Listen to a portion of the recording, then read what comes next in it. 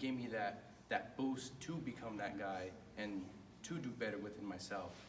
And without that, I honestly don't think I would be here. But that really just changed my whole outlook on what I wanted to be and stop hiding in that shell of society pressuring me to become somebody just to fit in.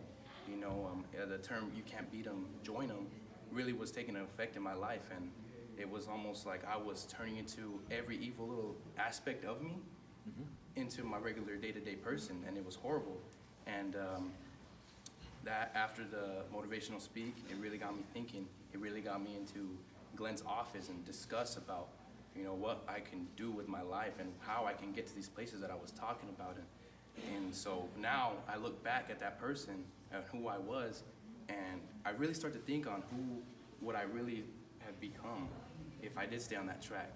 And it's actually quite frightening to think that I was on that route, because now I see day to day a lot of my peers are still on that, and it makes me wonder if they will ever come out of it. But a lot of this has shown me that to be you, to be true to yourself, to be the best version of you that you can be, and sometimes you do need that kick, you do need that role model, you need that person in your ear to really make you get on it, you know. And I appreciate these men right here on my side, because without that, I won't be where I am. I am a successful businessman. I cut hair, I talk to clients day to day that push me to be a better me.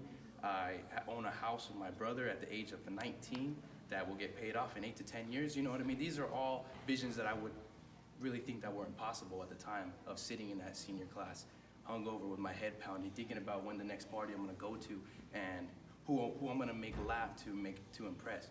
But now that's all over, and now I realize the only person that's gonna get me there to where I wanna be is me.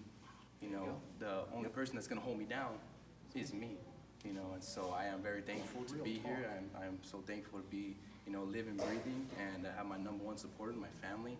My mom, actually, I can't say you got the ball rolling, because if I'm being honest, my mother, Christina Ortiz, really got the ball rolling. And